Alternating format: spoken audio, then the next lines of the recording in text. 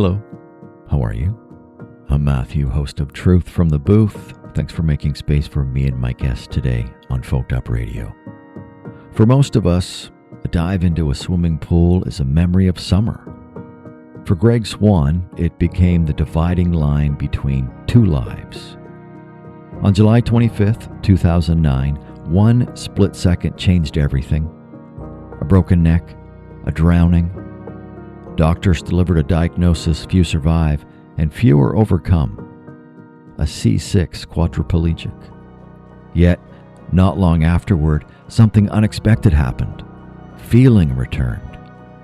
Not freedom, but pain. The kind that never clocks out. Every hour, every day, every year. For 17 years, Greg has lived inside a body that demands constant maintenance. Hundreds of bladder infections, multiple bouts of sepsis, 3 brushes with death. Sitting hurts, sleeping hurts, existing hurts. And yet, somehow, people know him by another name, Mr.Positive. How does someone who lives with relentless pain become known for relentless hope? What does it take to silence the voice that whispers, life isn't worth living? How do you keep moving forward when every simple task becomes a military operation, every journey a logistical puzzle, and every wish is simply to feel normal? Today, we'll talk about the pool accident that changed everything, the years lost to addiction before a remarkable turnaround, the difference between controlling your thoughts, your feelings, and your actions, and why a man who has stared death in the face more than once still chooses to mentor others, inspire audiences, and build a resume that many able-bodied people could only hope to match. This isn't just a story about surviving paralysis. It's a story about surviving the mind. This 38-minute conversation comes with a warning. We discuss in detail his past drug use and suicidal thoughts. It is intended for a mature audience. From Nelson, British Columbia, 36-year-old Greg Swan after this on Folked Up Radio. Abandonment sleeps first, curled in doorways and policy gaps, while blame walks past with its hands in its pockets, eyes fixed on anywhere but here. The night carries an energy, not hope exactly, more the hum of survival, a fragile current running from breath to breath, from cardboard to concrete. Compassion arrives quietly. It never announces itself. It sounds like a cup of coffee set down without a lecture. A hand up offered, not a handout. Good deeds done in the margins where cameras don't look. Love still lives here, somehow, in shared cigarettes, in names remembered, in the way people watch each other sleep, as if guarding a small, borrowed peace. But everything feels illegal after dark. Existing, resting, being seen. A bench becomes a crime. A tent becomes jail time waiting to happen. Even stillness can be arrested. Death lingers, patient and polite, counting winters, counting overdoses, counting the moments no one made it back by morning. And yet, each day is momentous because survival is not small, because choosing to wake up in a world that keeps walking past you is an act of defiance. This is not failure. This is endurance. This is what it looks like when fragility learns to stand, when love refuses to leave, and when compassion, even cracked and tired, keeps showing up anyway. We are traveling to the other side of the country, to supernatural British Columbia. We are going to Nelson, BC, and we're speaking with Greg Swan. Greg, how are you? I'm fantastic, man. How you doing? I'm having a good day. We're getting ready for some heat. I make no secret. I always tell the audience when this is being recorded, this is actually being recorded on a Tuesday night. This is the 4th day, and there's a heat warning in place. So by the time that this show airs on Sunday, we will have gone through some extremely dangerous temperatures here in Nova Scotia. Greg in British Columbia, and we know that, well, British Columbia is to blame for all the smoke that was down south. Yeah, that's right. Yeah. And just like that, no one's complaining about it. And but sadly, I don't want to joke about this. There's really devastating fires in Spokane, Washington, happening right now. So, just to get off track a little bit, kind of give us a sense of where you are in the province of British Columbia, and is there any immediate fire danger in your area, Greg? Well, I'm in the southeastern corner of British Columbia, kind of nestled near the Kootenay Lake. It's a beautiful region, not very many people, but a lot of forest. And it's very common this time of year for everyone to be on alert. And you'd be surprised that there's, half a dozen fires that get put out that could be extreme situations. So we've been very lucky in our immediate region. There is, a handful of fires burning just on the other side of the mountains in very remote locations, and it's not a threat, but it is smoky. And we have been blessed with some good wind today, though. Good wind in our favor, but the rest of BC is getting blasted pretty hard. Yeah, it's just a dangerous time of year, and it seems like those seasons get longer and longer. Okay, let's get into this conversation. Yeah. I'm really looking forward to this conversation. I'm just going to let the audience know right now that this radio version is going to be on my Facebook page. Greg and I are going to do a live. You'll be able to see both of us, and we're going to expand even more on the conversation that we're about to have. So let's give the audience some background. Me personally, I have known Greg since 2012. But I want Greg to take us back to the summer of 2009. So tell us a little bit about yourself, Greg. Well, I'm just at the time in 2009, I was just a good old boy. I wasn't in too much trouble that often, but I did like to have beers with the boys, and I was a hardworking kid. Landscaper. And Matt, you and I actually worked together for that same company. It was a great time, a lot of good guys there. And, I was, like any kid, always looking to have a good time. And I found a lot of fun swimming in the backyard at my place there. And, I feel like I was just like any normal kid, and what happened to me could have happened to anyone. And that's, that year my life changed when I just took a playful dive in the pool and ended up breaking my neck and drowning. So yeah, that year was a lot of change. And if you'd like to go into that story, just let me know. But something like that could happen to anyone. And what was the original diagnosis? Well, after the drowning, I'd collapsed my lungs, and there was pneumonia from the chlorine. So after getting to the hospital with the helicopter and the surgeries and finally getting a look at what had happened, I was diagnosed as completely paralyzed from the 6th cervical vertebrae. So I was labeled a C6 quadriplegic at the age of 19. And for the next month, I remained in the ICU, having my lungs vacuumed every few hours because of the pneumonia that happened. And the next 6 months in the GF Strong hospital, and then another 3 months in a spine clinic. So it was quite a grim perspective at first.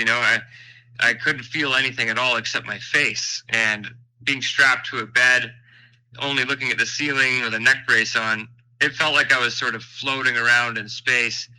But as the weeks went on, I started getting more sensation, more feeling, and I was able to have so much hope that I would recover. And I worked really hard to become independent and strong. However, obviously the healing plateaued because I never did get walking or able to voluntarily control my body, but I did get blessed with some feelings. So, quite a time for a young man. When you say that And I just want the audience to know that you put out a pretty powerful Facebook post on the anniversary of this. And that's what drew me to having this conversation with you. So the talking points that we're going to discuss have been pulled from Greg's own social media. And you mentioned in this post that shortly afterwards you got some feeling back. But then you went on to say that it was almost a curse being able to feel nerve pain. Can you expand on that, Greg? Well, absolutely. No, it is exciting to go from the relative perspective of completely numb and not knowing where your legs are or what position they're even in, to being able to have someone grab your toes and you keep your eyes shut and play this game and identify which toe it is. But after a while, what happens is the nerves start to translate sensation as pain. So a lot of the sensation in the feet and legs and all throughout the body really at first felt like fire. It's the best way to describe it. It's just like being on fire, or if you've ever had pins and needles really bad, you banged your elbow, your funny bone, and your hand goes numb. That's the kind of nerve pain. It's almost identical to that, because when you bang your funny bone in your elbow, that's a nerve that you're smashing into. And so the whole body, from the injury and below, had this intense sensation of burning and a rhythmic muscle spasticity that would just drive you mad. It was wild, and they would give you loads of very strong drugs to try and manage it, and that would just cause nightmares and the mind to go crazy. And so there was always this battle of trying to stay away from that medication and just manage this pain. And eventually I learned to live with this pain, and it's not as extreme as it was in the beginning, although there is a lot different variations of pain nowadays as I've progressed into this injury after 17 years. So yeah, that was a curse as well as a blessing, right? It's nice to be able to know if I'm sitting on an object or a wrinkle in the fabric that could cause skin issue, because that's something that people in wheelchairs have to watch out for. And so that's a blessing, right? And, being able to get massages and feel and things is great. But yeah, there is a curse of pain that comes along with it. You also mentioned that you need constant maintenance.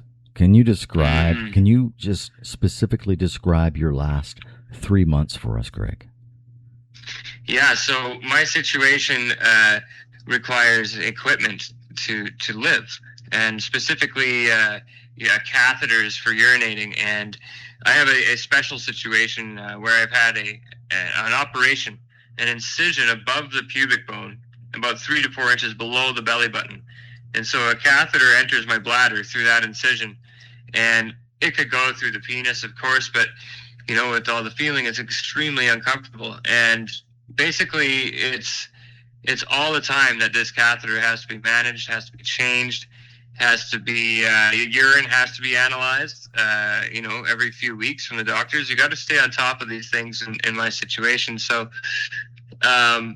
and in this last year, there was a situation that I could never have predicted. See, I was having all these issues with irrigating my bladder, and there was infection after infection, which was surprising because I'd been so healthy for so long, and I take very good care of myself.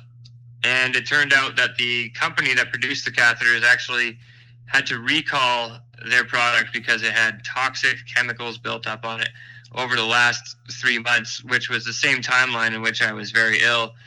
And I was so confused trying to fix it, but it just couldn't do it until this happened. So that's sometimes some of the things that people in wheelchairs may have to deal with. It's a Rubik's Cube of complexity sometimes, and managing it requires full attention and awareness and, constant maintenance. There was, like I said, there was a pretty lengthy post that you put out there, a really good read. Mm-hmm. And there was one section, and before we started rolling, I was telling you that I was reading things that I was unaware of. Can you kind of tell us what frame of mind you were in when you decided to quickly go from Mission, British Columbia to the Edmonton Mall and back. And listen, we'll talk about this in more length in the live show, but just quickly tell us, when was this and what frame of mind were you in? Well, I was in a frame of mind, and this is a very interesting story, and before I tell it briefly, I want to say I do not in any way want to promote any drug use. I'm glad that you said that. No, because I would have definitely made mention. Yes. Yes. So this was at a time when I was much more vulnerable and unaware of how to deal with my emotions and feelings. And so at this time in my life, I had reconnected with a lot of people I knew in high school, and they had become drug dealers in the town that I'd grown up in. But because we had grown up as good friends and best friends, it was, sort of acceptable and for them to talk about what they do and even conduct business at my house and whatever like that. And it was cocaine.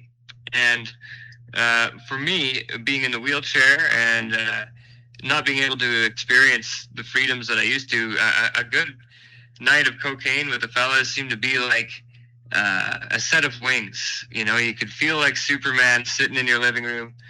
And, it feels amazing, and but there's this really dark side of it where it becomes a habit, and you keep on seeking bigger and bigger highs. And on one such occasion, I was on a bit of a bender, and I had done this a few times. And on this occasion, I had drank myself silly one night by myself, doing coke by myself, and all night long till the sun came up. And, I'm phoning my friends the next day and inviting them over, and they can't believe it. I've been partying all night and ready to go still.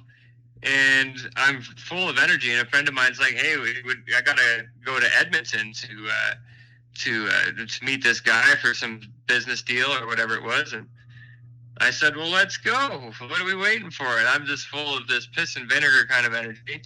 And I said to him, I'm like, give me 10 grams of cocaine. And we'll go on this drive. And of course he's like, what, you're buying? I'm like, yeah, let's go. So we get all this coke and go to the liquor store and load up on booze. By the way, it's almost 11 o'clock at night when we decide to depart. Wow. And yeah, we get into my car. It has hand controls. And daylight nighttime really wasn't the biggest concern for you at that moment. No, it was about being in the rush and keeping the party going.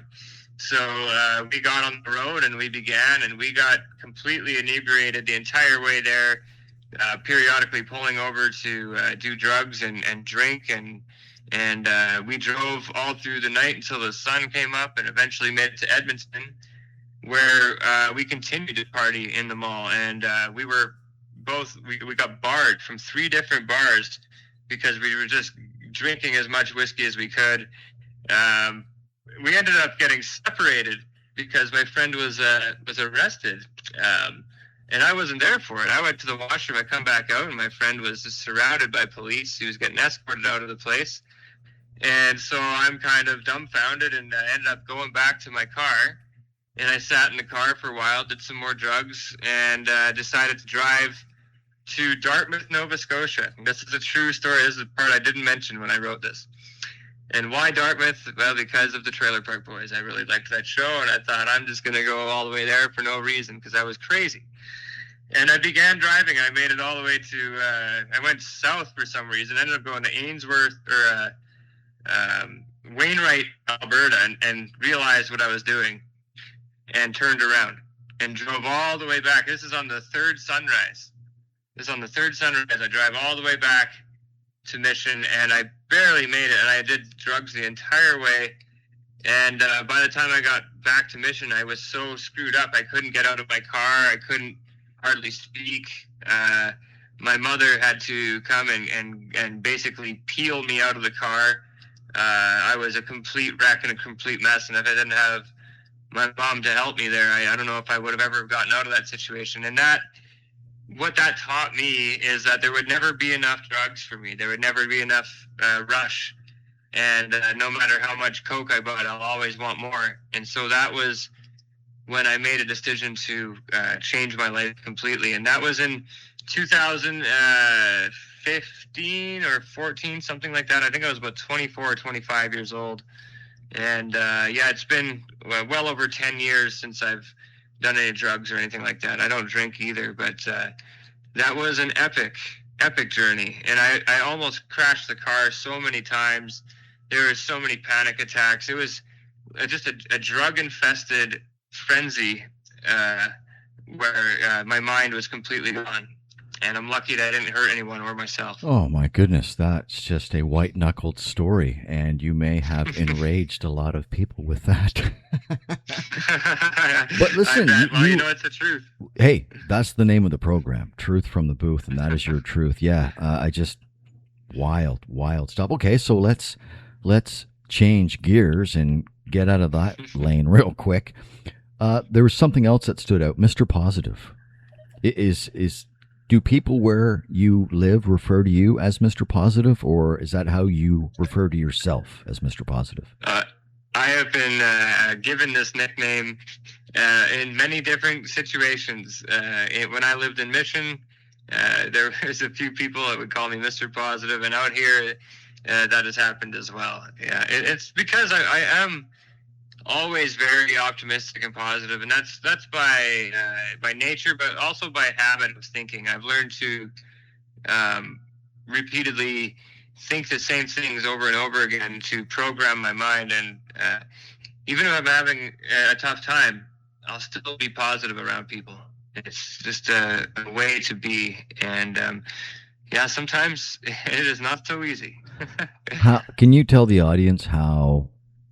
And I would encourage people to, I think I put a link up for your Facebook on my Facebook to direct people to you, because you're a very spiritual individual. Like that trip to Edmonton really seemed to do wonders for you. Just thank goodness you're still here. But can you tell the audience, how important is it to be aware of your thoughts, your feelings, and your actions? And can you, what's the difference between those observances? Oh, well, to just go through life unaware that our thoughts are the basis for what creates our life is a risk. And if we haven't entertained the idea that our thoughts and feelings are creative, it's a good idea to think about it, because everything that we do first begins from thought. You have an idea to go to the grocery store, and all of a sudden you have an image or an idea of the grocery store in your mind. And you'll see the steps you need to take to get there, and you'll begin taking that journey. You'll have a list of groceries. Now, this is just an example that's so simple, but it was the thought originally that got you to that destination. You could have picked any destination. It could have been anything.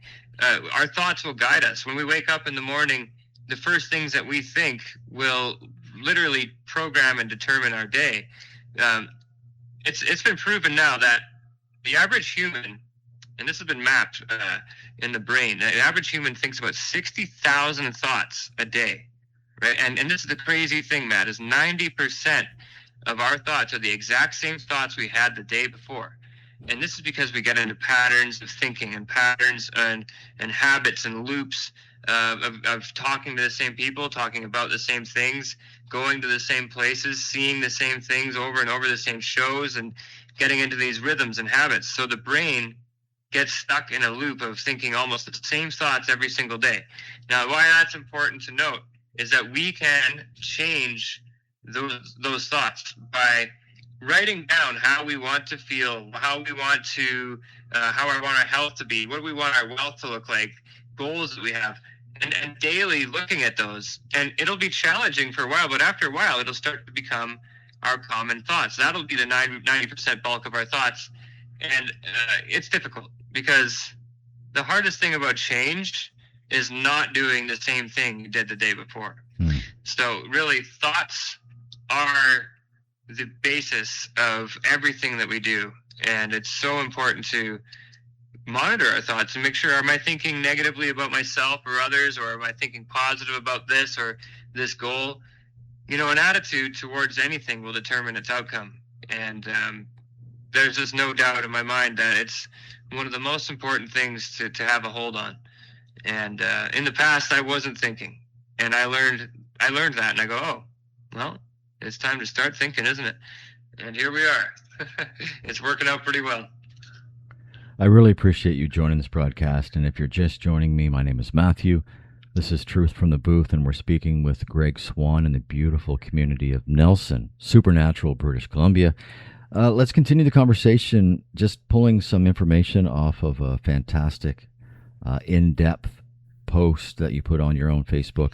Chronic pain, 24/7, 365, 17 years. You, and I quote, say, last year, destroying one. How do you describe that, Greg? Yeah, it did. It really did. So on these anniversaries, I usually celebrate as a victory, and I like to go to the water, where it originally happened, and I like to get in there. And this last one was different. It really hit me hard. There was so many things that I had learned and so many issues that I had encountered in the past year that it really brought to light all of the challenges that I've had. And it overwhelmed me. I thought about how much pain and I've gone through, how much lack of sleep, how many bladder infections and blood infections and just aches and pains and discomfort. And, in this last year especially, battling the unknown issue with those defective catheters and going through a separation of 10 years, transitioning to being independent totally and, just managing all these things. And yeah, it can be crushing when the health isn't working out and you're trying your hardest. And some of these doctors and the therapists, they mean well, but they're part of a system that maybe, to be honest with you, they suggested the MAID program to me. This is something I didn't mention in that post, and it was such a shocker for me that here I am. I know I'm a young, vibrant young man with a lot of potential. Yes, I'm in pain. Sure, I'm suffering. I'm not sleeping. But is this really necessary to suggest this, to give this idea? And I wasn't thinking of this idea. And so it really made me, it kind of freaked me out. It lit a fire inside me. And I thought to myself, you know what? I've survived so many things. And and now this, not this time. So I felt like I was, crushed and didn't know what I was going to do to get out of this pain. And I definitely was destroyed. But because of that suggestion from them, I realized that I had not been paying attention, that the system is corrupt. And because I'm a survivor, I'll definitely never, ever give up. I decided that no matter how much pain or how much lack of sleep I have, they're never going to get me, and I'm never going to give up. So it was a real shocker because the year was so challenging, and for them to suggest that just lit a fire inside me. So I didn't mention that in the post, but yeah, that was a very big deal for me. Have you in the 17 years ever, and this is a deep question here, and again, pulling information off your post, have you ever thought of ending your life willingly? Absolutely. There was a strong desire for it in the beginning, and I can describe it as a constant thought, almost just like worms digging into my brain. When at that level of suffering, from 19, I was just about to turn 20, and having so much limitations, living in a bed, being in a powered wheelchair, having nurses wiping my ass every day, and not being able to dress or feed myself correctly, or just not being able to express who I was, I began to feel the walls closing in, and it seemed a logical idea for me to exit. And I decided to do that. And so at age 21, although I had many great people around me and positive things, I could see no way that things were going to get better. So I purchased a revolver, and it was illegal, of course. And I remember it so well. It was a chrome 8-shot 22 revolver with a white handle. and I had it for a while, and one day I got the courage, or what I thought was courage, finally the resolve to do it, and I wrote the letter, and I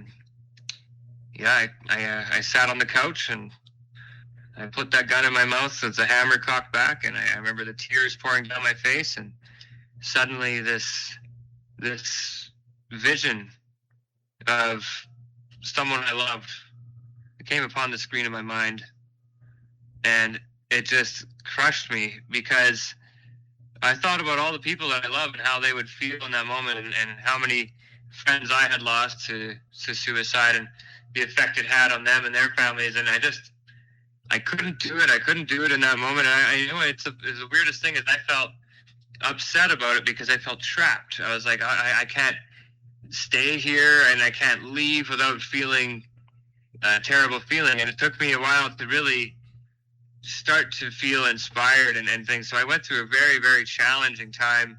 There was lots of therapy.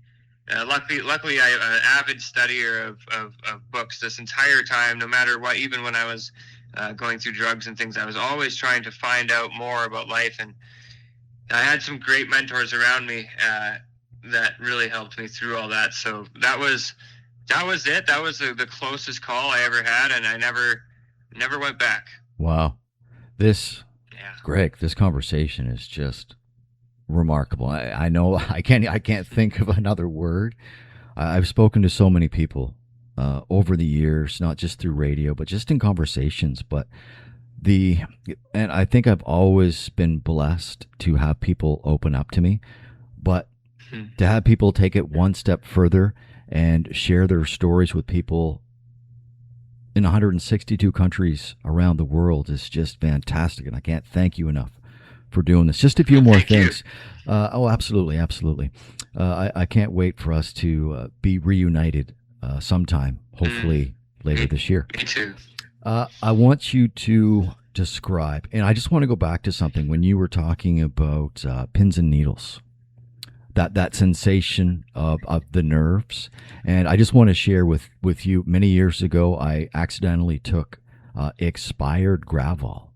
And the whole night, it was pins and needles. Like it was the bed. It was just so that's, and obviously that's, I just wanted to let you know that I know what pins and needles feel like, and I can't imagine it being on fire and just being there constantly. So, well, it's a lot of people don't know this, but Gravol can be very, very dangerous. It's I did not know that. Oh man, people have been known to have some pretty intense reactions, and you're lucky, man. Yeah, that's a scary thing. I didn't feel lucky at the time, but I mean, I'm not one to take expired meds for some reason. I consumed it, and it just didn't turn out well. I had a buddy who ate some Gravol and he couldn't see the next day. He had to go to the doctors. And oh my! Okay, couldn't even see the time on a clock radio. It was that fuzzy. Wow, that is wild. I want you to explain to me and the audience what it's like, because people complain about, oh, I don't like my office chair. We have a whole industry of people who build chairs for people to sit down. Sitting for you is punishing. Explain that to us. Oh, so with the sensation that I was gifted with comes the pain in the ass, really, because I'm sitting down. I have a $700 air cushion with a sheepskin on it because I have to do everything I can to keep soft and cushy. Over time, the muscle breaks down, so it's a lot of skin and bone kind of a situation, and all those nerves along the glutes and the tailbone and the lower vertebrae, they're all very affected. So it's painful. It really is like a flight to Australia every day, which sounds like it's very challenging. And they did a study. I think it was UBC did a study a very long time ago. In the early 2000s, they had a volunteer group use wheelchairs, and they were perfectly healthy with no spinal cord injury. And the test group was supposed to last 6 months, and none of the none of the participants made it except for one guy, and that's because everybody was experiencing significant injuries from trying to attempt sitting and using life in a wheelchair as an able body. So the man who did the 6 months was at muscle breakdown and spinal issues, joint issues. The cartilage in the joints starts to wear away, the nerves become exposed, and that was from 6 months. And folks in wheelchairs, like me, they go real hard. I push a lot, I transfer a lot. I'm constantly moving. Some people sit down and don't do much. That's equally as challenging on the body, but moving around too can be quite vigorous.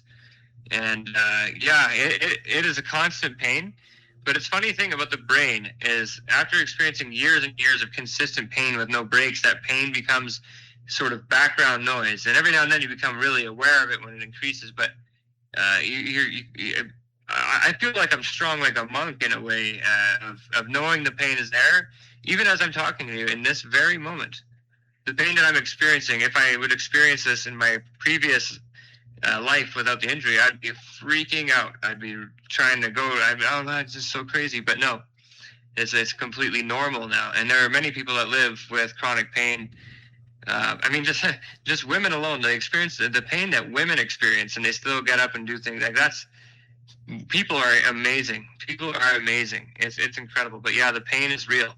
Yeah, people are amazing, and you just happen to be one of those amazing people. And again, I just can't thank you enough for being on the show. Just a couple more things, Greg. Can you talk about and again, using your words, the psychological effects of always wanting or wishing to be normal? Well, let me tell you, it's like having the cookie jar on the top shelf and you're the little kid wondering, how am I going to get those cookies? It is insane. And just as an example, okay, 20 years old, what does a 20-year-old boy think about? I don't even need to answer it. We all know. And it can be absolutely insane to have that amount of testosterone and desire, and knowing the abilities and falling from those heights to being paralyzed. It was absolutely frustrating. But it's not just relationships and intimacy. It's just the ability to walk across the kitchen and get a glass of water, or to get into bed. To get into bed, most of us just get in the covers and find a comfy position and go unconscious. For someone in a wheelchair, it requires strategic planning of how, what's the catheter bag situation? Does it need to be changed? Okay, now the transfer needs to be done into the bed. Okay, positioning needs to be done. Everything has to be positioned perfectly. And then there's the transfers throughout the night. It's never a night of full sleep.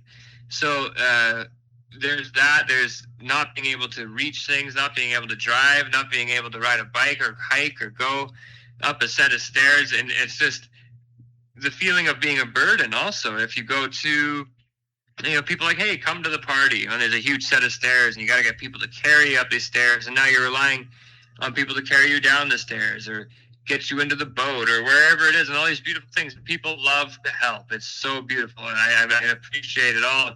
And I'm very grateful, and I enjoy all those times. But there's a part of me sometimes, especially in the past, where I was like, man, I just wish I could experience this world, because it becomes like you're no longer a participant, you're an observer.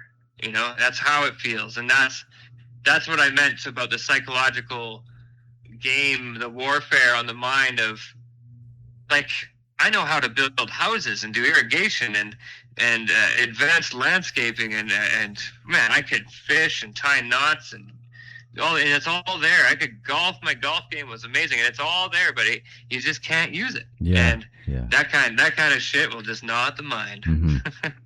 Well, let's finish this off with your accomplishments from the chair. So let's talk about your work resume that you've accomplished over the last 17 years. Let's talk about the fact that you're getting a podcast going. Let's talk about the fact that you're a mentor. Let's talk about the fact that you're a public speaker. So let's leave this. This conversation has been one roller coaster of a ride, white knuckled for sure. The stories that we've heard, I'm sure people, some of the stories you were telling, people may have had to get up and, splash some cold water on their face or pour themselves a stiff drink. Who knows? But just let's end it on a positive. Let's tell the people exactly what Greg Swan is doing in Nelson. Well, I am very, very blessed. Throughout all these stories and all the pain and all that suffering, I have been surrounded by wonderful mentors. And I could say that that's one of the single most important factors of this journey is the people that I've been surrounded with. And the people I've been surrounded with have been champions and personal development experts and coaches and shamans and all walks of life. And I've dedicated my life to studying personal development, and this past 17 years has been a lot of it. I've coached people in different parts of the world. I've given presentation in front of large audiences, and that's what I'm about now, is teaching people that they are so strong. They have so much potential. We have a beautiful mind, and our mind is like a compass. If we give ourselves a direction, if we give ourselves a vision for a life that we would like to experience and begin living that life and not stopping until we experience all those joys and being happy with what we have and being grateful knowing that we are so special and part of a divine universe. And it's a wonderful feeling for me to be able to share my experiences through the podcasts that I'm putting together and my social medias and my speaking. So that's what Greg Swan is about these days, is giving as much value to as many people as I can. And I have a lot to share. And basically my message is that we are all very special and unique and have a special gift to offer the world. And we should love ourselves and our neighbors a whole lot more.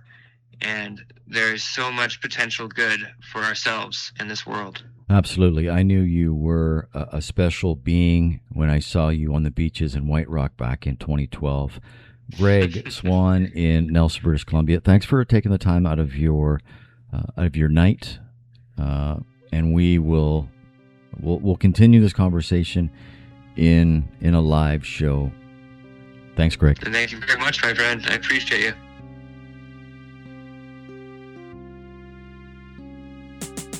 The day begins beautifully. The sky over Nova Scotia is painted a brilliant blue. The wind is still. The sun rises without a cloud to soften its edge. Children run through sprinklers. Patios fill. The weather forecast calls it perfect. But there is another forecast. It isn't read on television. It doesn't scroll across the bottom of a screen. It is written instead on sunburned shoulders, empty water bottles, and the slow, silent exhaustion of people who have nowhere to escape the heat. By noon, the canvas walls of a tent have become an oven.